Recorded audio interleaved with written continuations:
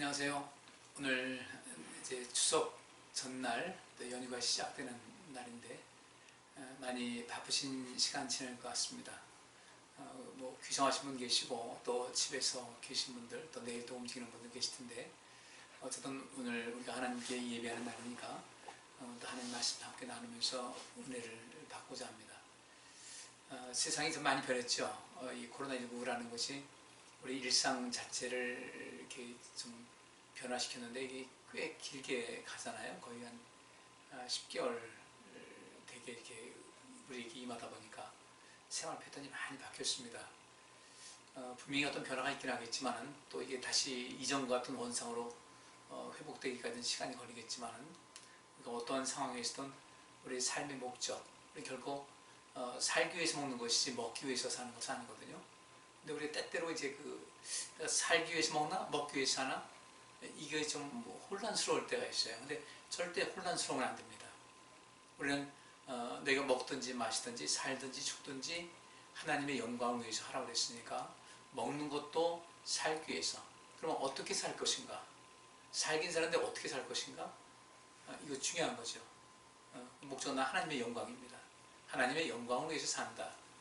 그러니까 우리가 이 세상 살아가는 가운데 믿지 않는 사람도 만날 것이고 또 전혀 이 기독교적인 바탕이 아닌 어떤 그 문화 속에서도 들어갈 때도 있을 것이고 또 교회 와서 예배할 때가 있을 것이고 성도님들과 만나서 교제를 할 때도 있을 것이고 한데 어떤 상황이든 우리가 하나님께 영광 누리는 삶을 사는 것에 목적을 둔다면 우리의 생활은 흔들림 없이 미래를 향해서 좋은 발걸음을 걷게 될 줄 믿습니다.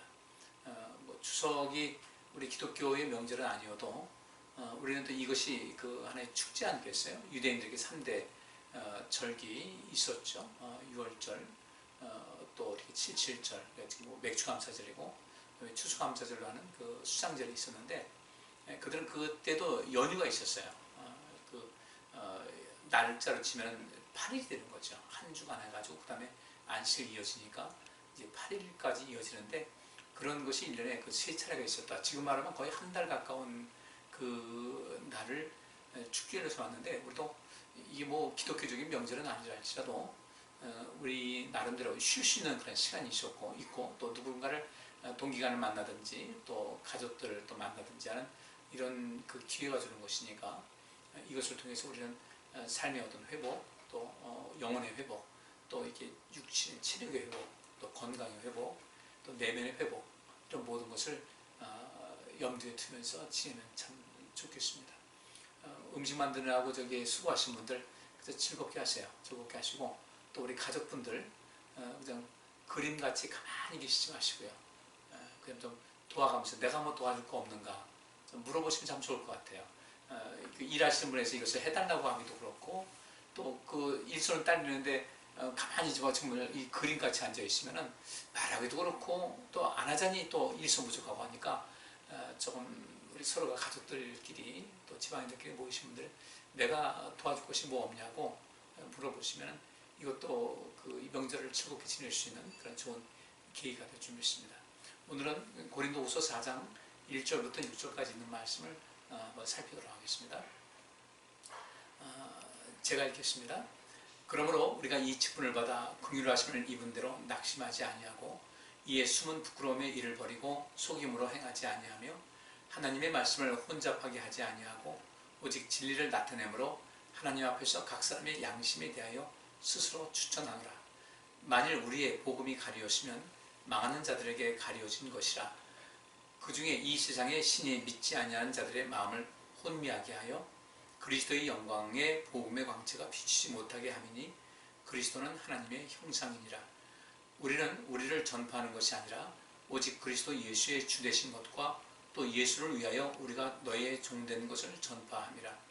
어두운 데에 빛이라 말씀하셨던 그 하나님께서 예수 그리스도의 얼굴에 있는 하나님의 영광을 아는 빛을 우리 마음에 비추셨느니라. 아멘. 자, 앞에 우리 고린도후서 1장, 2장, 3장을 쭉 읽었는데 그 말씀에 연이어서 이제 말씀 보겠습니다. 이것은 어떤 1장, 2장, 3장, 4장 이렇게 나눠서 하긴 하지만은 실제로 이 처음 편지 쓰는 것은 그렇게 나눠진 것은 아니었어요. 바울이 그대로 이 고린도 교회에 하고 싶은 이야기가 좀 긴 편지죠. 긴 편지인데 쭉 이어간 것을 우리가 이제 성경 연구하고 공부하기 위해서 또 이것을 이제 장절로 나누게 됐고 또 편을 위해서 한 것이지, 이것이 꼭 이 장절로 나누는 것이 절대적인 것은 아니거든요. 그러니까 그런 것을 염두에 두시고 하나님 말씀을 보고 또 우리가 말씀을 들을 때 성령의 감동하심, 또 성령께서 우리를 가르쳐 주신 이 은혜를 간절히 구하면서 말씀을 살펴야 될 것 같습니다. 여기 1절 말씀에 그러므로 우리가 이 직분을 받아 긍휼하심을 입은 대로 낙심하지 않는다. 그리고 이 말씀 보면은 바울은 이 직분을 받아 그 하나님의 그 자비를 힘입어서, 이 직분을 받은 것이 첫째는 하나님의 자비하심이에요. 왜냐하면 우리는 다 부족한 존재잖아요. 특별히 이 바울 같은 경우는 이전에 자기가 예수 믿는 사람들 많이 힘들게 했던 그런 기억이 있고 한데, 그래도 이 다른 성경에도 나오고 있죠.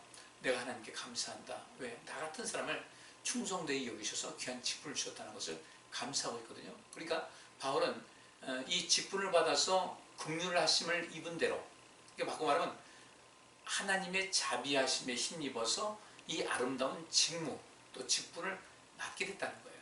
뭐 바울도 마찬가지고 저도 마찬가지고 오늘 이 말씀을 듣는 우리 성도님들도 다 마찬가지입니다. 우리는 참 하나님께 자비하심을 부음받은 사람이에요. 여전히 우리 안에는 악이 있죠.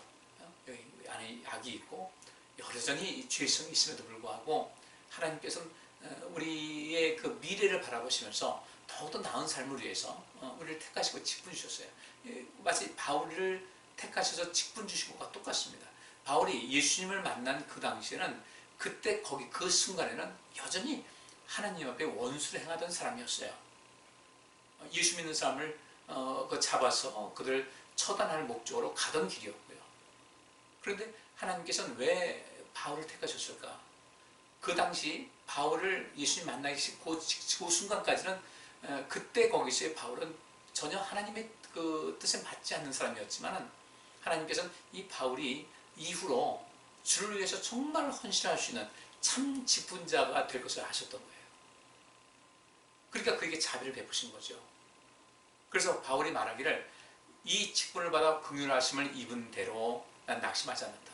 이 직분을 받았는데 하나님께서 나를 긍휼히 여기시고 여전히 하나님 앞에 원수를 행했던 자기 자신이었는데도 불구하고 미래의 이 사울, 이 변화체 바울이 될 것을 아시고 이 사람은 정말 이 직분을 맡겼을 때 정말 큰일 할 사람이다라는 그런 그 하나님의 결정 속에서 과거에 그 여러 가지 부족했고 과거에 바울이 행했던 이런 모든 것은 하나님의 자비하심으로 덮어주신 거예요.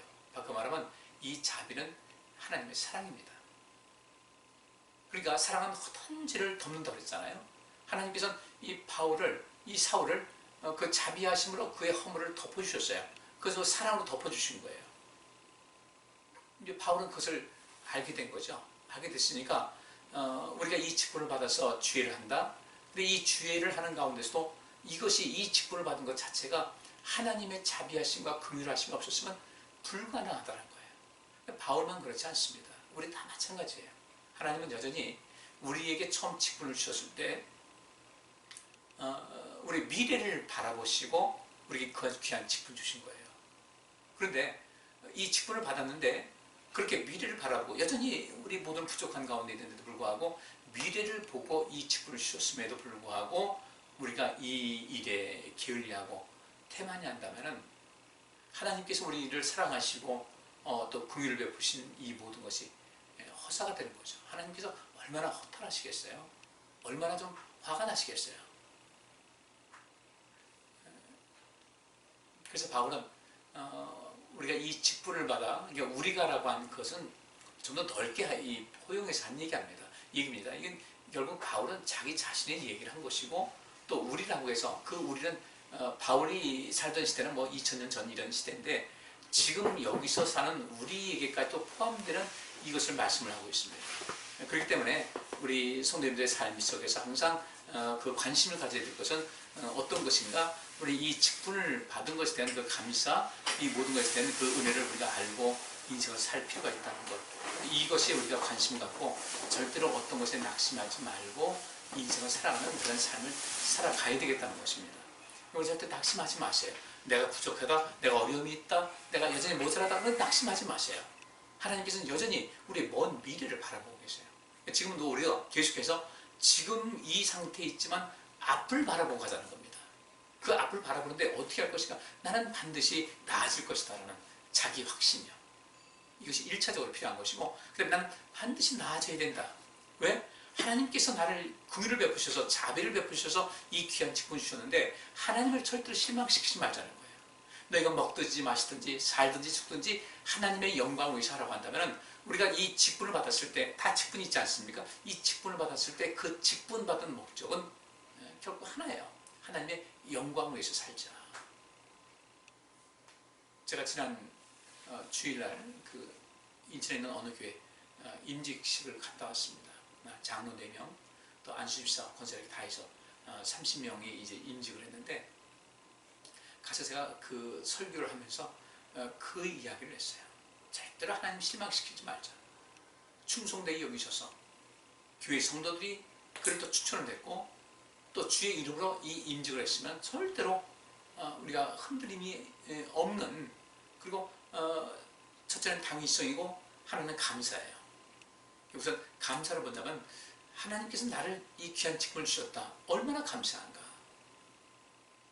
그럼 그 감사한 마음을 가지고 나는 계속해서 내가 성장해야 되겠다.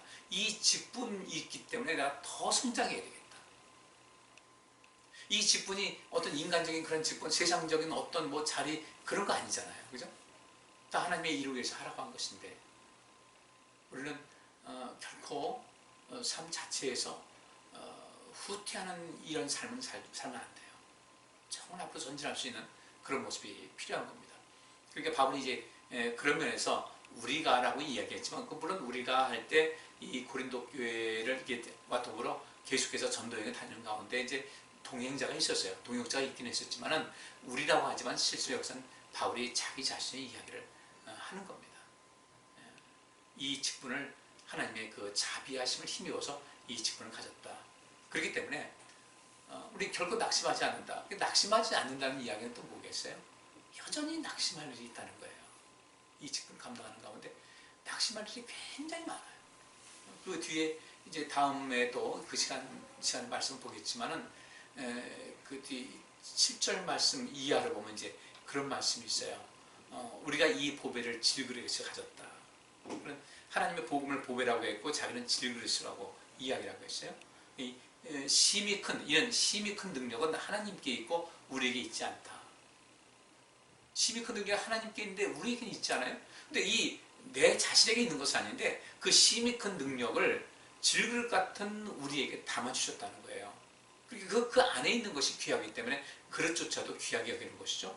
그러면서 그는 이렇게 얘기합니다. 우리가 사방으로 우겨쌈을 당하여도 쌓이지 아니하며 답답한 일을 당하여도 낙심하지 아니하며 박해를 받아도 버림받지 아니하며 거꾸로 들임을 당해도 망하지 않는다.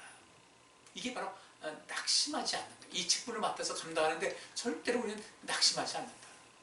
하나님께서, 전능하신 하나님께서 바울 자신 나 같은 사람을 이렇게 구원하셔서 귀한 직분 맡겨주시고 그동안 그 일을 맡겨진 다음부터 바울은 놀랍도록 변화했잖아요. 바울 정말 이 사람 강한 사람이었어요. 쉽게 변화될 수 있는 사람이 아니었어요. 의지도 강하지요. 배운 그 지식도 이 형성된 그 삶의 그 철학을 형성하는 큰 뼈대가 됐죠. 그런데 하나님께서는 그의 삶을 건설적인 차원 속에서, 긍정적인 차원에서 무너뜨리신 거예요. 바울은 그것을 기꺼이 순응한 것이죠. 우리 성도님들께서도 이 바울과 같이 때로는 우리 삶이 무너지는 것 같은 때가 있습니다. 근데 그것을 내가 저주받았다고 생각하지 마세요. 절대로 그것은 저주가 아니에요. 예를 들어서 하나님께서 선악과, 이 선과 악을 알게 하는 나무의 실과는 절대 먹지 말아라. 그러면 먹는 날엔 정녕 죽을 것이다 라는 것은 하나님께서 우리에게 협박하는 것은 아니에요. 이 하나님 말씀 전체를 복음으로 받아들이자는 거죠. 우리가 죽을까봐 죽지 않게 하기 위해서 그렇게 아주 엄중하게 말씀하신 것이, 너 이거 먹으면 죽을 줄 알아? 뭐 세상에서 그렇게 그런 말을 하죠. 너 그러고 나서 죽여버릴 거야. 죽을 줄 알아? 협박이죠. 겁박하고 협박하고 이렇게 하는 것인데, 정령 먹으면 정령 죽을 것이라고 했을 때 단호하게 말씀하셨지만은 그건 먹어 죽지 않도록 하기 위한 하나님의 뜻입니다. 근데 이 세상 우리가 많은 경험한 것은 뭔가 확 죽여버릴 거야. 뭐 가끔 그런 얘기 듣지 않습니까? 그 상대방을 살리고자 하는 것 아니죠. 그냥 협박하기 위한 것인데 하나님 말씀은 그렇지 않아요. 때게 우리에게 좀 두려움을 주는 그런 말씀을 할지라도 그 모든 목적은 하나님의 소리를 살리기 위한 그런 목적이기 때문에 다 복음으로 받아들여야 된다는 겁니다. 그러면 우리가 이 하나님 말씀을 대하는 자세가 달라져요. 말씀 볼 때 감사하겠죠. 뭐 말씀 볼 때 두려운 마음도 없죠. 근데 바울은 지금 낙심할 일이 굉장히 많아요. 주의하는 가운데 많이 있었어요. 우겨쌈 당하죠. 사람들 배반하죠. 또 이 하나님 믿지 않는 그 권력자들 핍박을 하죠. 이런 많은 일이 있었는데도 불구하고 바울이 흔들림이 없었다. 왜 그럴까? 아까 저도 말씀드린 대로 코로나19가 우리 일상을 바꿔놨다 할지라도 삶의 어떤 그 철학과 또 어떤 삶의 가치관이 분명한 사람들은 절대로 그 뿌리를 뺏어 옮기지 않아요. 뿌리는 계속 내리는 겁니다. 우리 요 관악산도 한번 가보세요.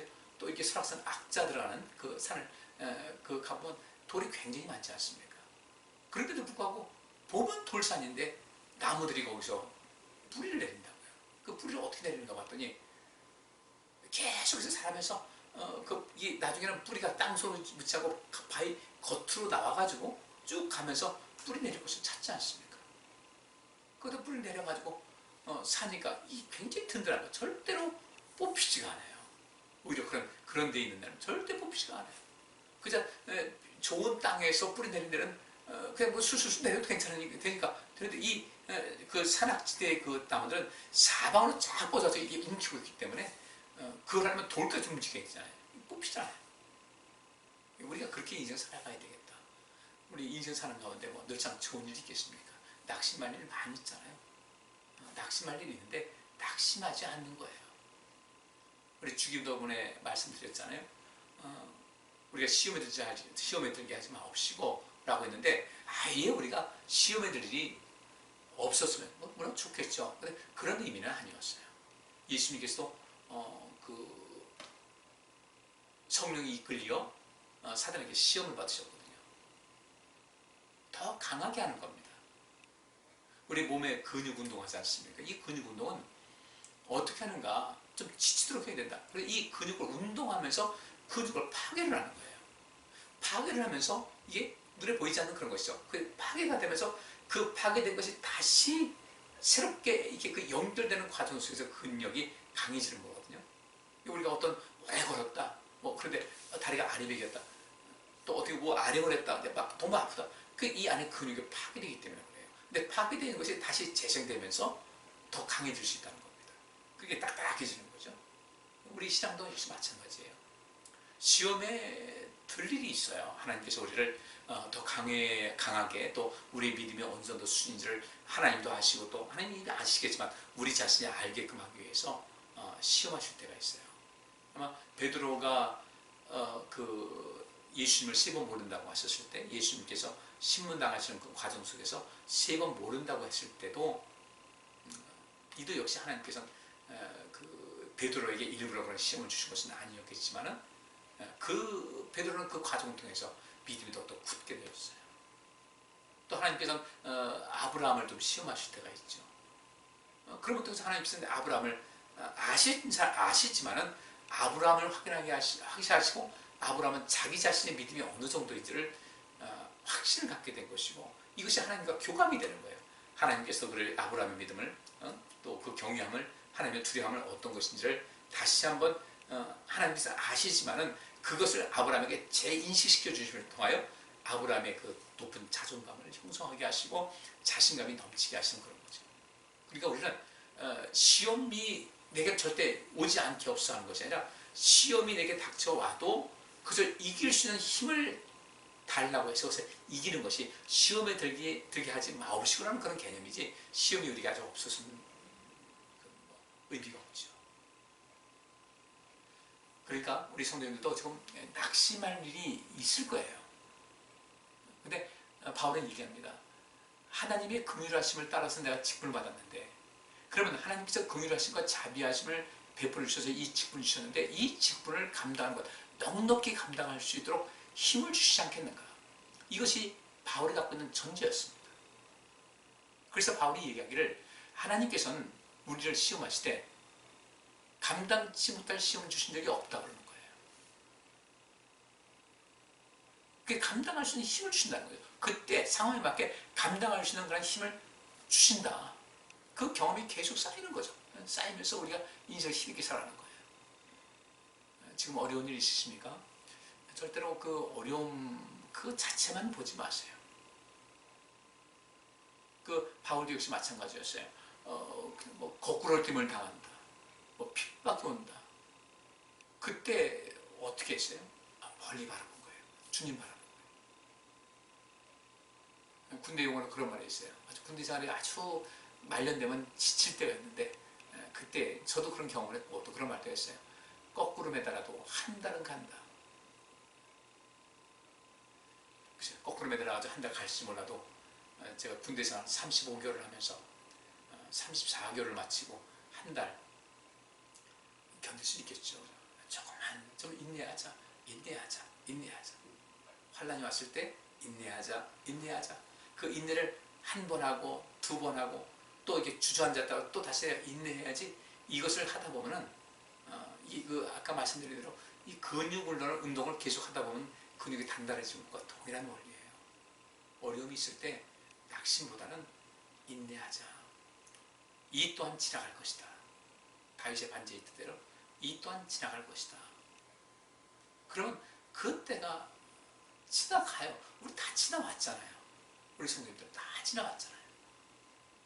그러면 이제까지 이렇게 인생 살아오면서 지나왔던 것을, 이 경험을 이제 복음적인 것에 이제 접목을 시키자는 겁니다. 이 신앙생활도 역시 마찬가지. 뭐 인내하자. 자꾸 우리가 신앙생활 나태해지는 그런 마음. 하나님 말씀의 원리대로 살기보다는 자꾸 내 인간적인 어떤 계산이 따르고 인간적인 생각이 자꾸 따라서 하나님 말씀에 자꾸 이렇게 엇나간다고 할 때는 이거 언젠가는 고쳐야 돼요. 안 고치면 큰일 나요. 반드시 변화 있어야 되는 거예요. 그럼 그 변화가 없으면 어떻게 되냐? 뭐 변화가 없을 만큼 뭐 그만큼 상 못 받겠지? 아니에요. 변화가 없으면 우리 삶이 퇴보하는 거예요. 주께서 하신 말씀 있잖아요. 좋은 나무는 좋은 열매 맺게 돼 있다. 근데 이 나무에서 열매 맺지 않게 되면 어떻게 될 것인가?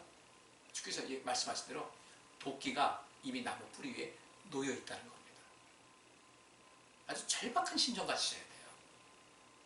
그러면서 하나씩 둘씩 해결하다 보면은 내가 이것이 그때는 내가 어렵게 생각했는데 해보니 주께서 함께 하시는구나라는 것을 알게 되는 거예요.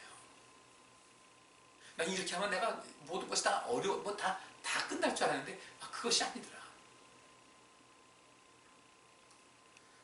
바울은 낙심하지 않는다고 아주 선언합니다. 절대 낙심하지 않는다. 왜냐하면 그 문제만을 바라보면 안 돼요. 문제 해결 중심적인 사고를 가져야지 문제 중심적인 거 가지면 안 돼요. 맨날 큰일 났다. 우리 그렇게 하지 말고 이제 주께서 나와 함께 하시니까 나는 이것을 능히 이길 수가 있다. 바울이 그런 삶을 살다 보니까 그가 이렇게 고백하잖아요. 내게 능력 주시는 자 안에서 내가 모든 것을 할 수 있다. 그냥 뭐 지나가듯이 그 시인이 그렇게 그냥 추상적인 우리에게 쓴 것이 아니라 바울은 또 거기 자기 얘기를 하는 거예요. 내게 능력 주시는 자 안에 있었더니 내가 모든 것을 할 수 있는 사람이 되더라. 우리 성도님들께서도 그렇게 하자는 겁니다. 여기 이 직분 받은 거 낙심하지 마시고 이 직분 받은 거 그냥 경솔히 취급하지 마세요. 그렇게 하는 순간 우리는 나락으로 떨어집니다. 내가 목사다, 전도사다, 장로다, 권사다, 안수집사다, 서리집사다, 또 내가 목장장이다, 내가 회장이다. 절대로 그걸 소홀히 여기시면요, 그건 하나님 앞에 상당히 무례하고 또 경솔한 행동이라는 것입니다. 어떤 경우에도 낙심하지 말고 지금 이 순간부터라도 여러분께서 최선을 다해서 여러분의 그 직분을 잘 감당할 수 있기를 바랍니다. 그러면서 바울은 이렇게 얘기합니다. 2절 말씀에 이에 숨은 부끄러움의 일을 버리고 속임으로 행하지 아니하며 하나님의 말씀을 혼잡하게 하지 아니하고 오직 진리를 나타내므로 하나님 앞에서 각 사람의 양심에 대하여 스스로 추천하노라.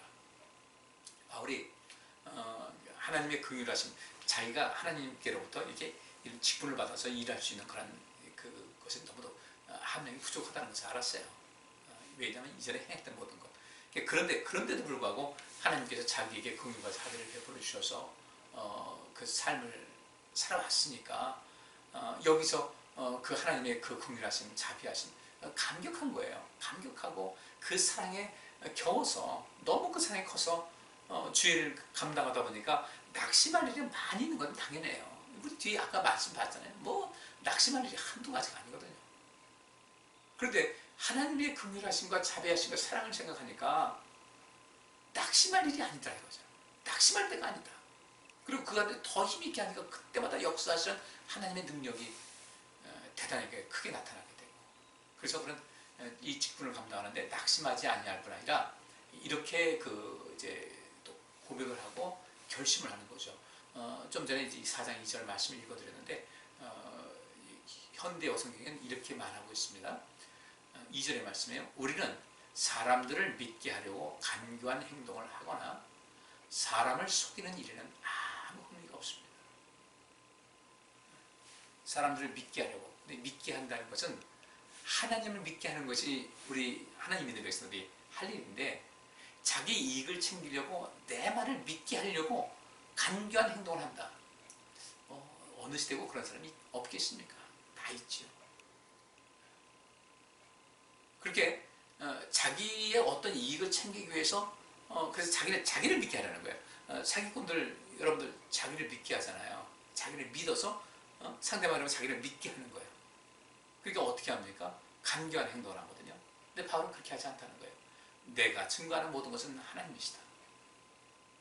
나는 하나님께서 허락하신 그 모든 삶의 양식 속에서 양심을 따라 모든 것을 할 것이다.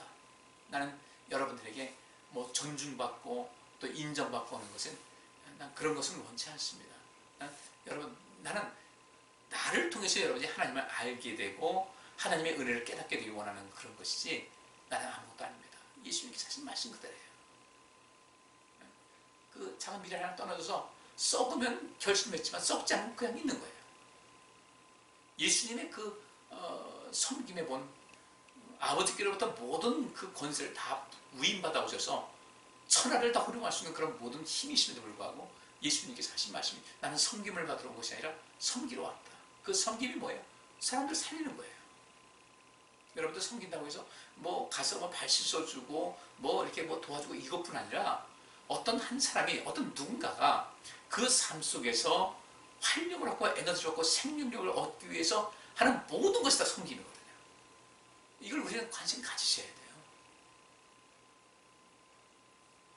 그래서 우리는 우리들의 어떤 목적을 위해서, 사람들이 우리를 믿게 하기 위해서 간교한 행동을 하거나 또 어떤 것을 속이는 일에는 아무 의미가 없습니다. 근데 이 세상은 참 많이 속이잖아요. 많이. 얼마나 많이 속고 그래요. 참 안타까운 현실에 너무 좀 그 목적이, 온전한 목적을 두게 되면 좀 생각이 달라질 텐데, 이 교회 안에도 그런 경우가 아마 그 당시도 있었고 지금도 여전히 있겠죠. 이 우리를 조심해야 된다는 거예요.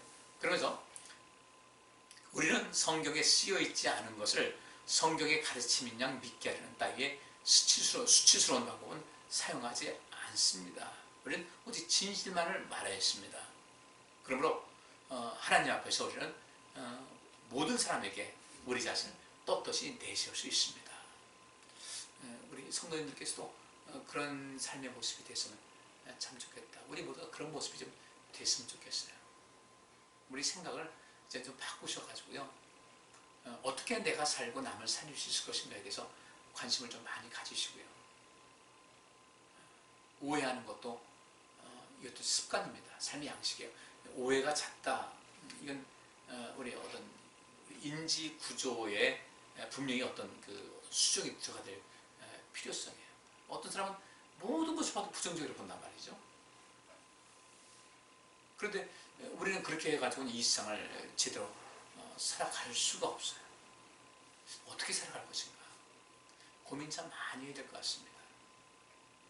첫째로 오늘 이 본문 말씀, 이제 오늘 설교 그만 여기서 이제 마무리하겠습니다. 오늘 지금 오늘 시간이 길면 여러분들 좀 바쁜 시간에 잘 들을 수도 없고 해서 오늘 여기서 마무리하겠는데, 꼭 기억하실 것은 여러분들이 직분자로서의 자부심을 가지시고, 그 다음에 직분자로서 나는 하나님의 자비하심을 힘입었다는 그런 그 마음 꼭 간직하시고, 그리고 세상을 이길 수 있는 힘을 가져서 여러분 자신이 내가 행해야 될 그 직분이 무엇일까? 내가 이 직분을 갖고 있는데 이 직분자로서 가장 기본적으로 해야 될 일이 무엇인가? 근데 그거 하지 않게 되면은 이 직분이 내게 약이 아니라 독이 되버려요. 오늘도 전에도 제가 자주 말씀드렸는데, 여러분께서 지금 다 직분 갖고 계신데 그 직분을 감당할 때 하나님 앞에서와 그 당시 우리 그 임진 예배할 때 모든 성도들 앞에서 여러분께서 서약한 것이 있습니다. 잊지 않으셨을 거예요. 그거 꼭 지키시라는 겁니다. 그러면 우리가 살아요. 그리고 어쨌든 그 모든 직분 중에 가장 핵심적인 것은 생명을 살리는 거예요. 생명 살리는 거예요. 절대로 이 신앙생활을 침묵의 기념으로 그렇게 나라로 떨어뜨리지 마시고요. 우리 이 신앙생활, 우리 교회 생활은 핵심이 과연 무엇일까? 그냥 살리는 거예요. 이것을 교회에서 훈련을 하고 여러분 가정에 나가서 사회에 나가서 이것을 실천하는 겁니다. 근데 한국 교회가 사실 교회 내조차도 이런 생명사역이 좀 부실한 것이 좀 있지 않겠어요. 다 실수가 있습니다. 그러나 그 실수 속에서 우리 새로운 삶을 살아갈 수 있는 것. 바울이 하나님 앞에 잊지 않은 것이 있었어요. 하나님 죄송합니다. 하나님 감사합니다. 여기도 그 말씀 녹여져 있어요. 근데 살아보니까 저도 살아보니까요.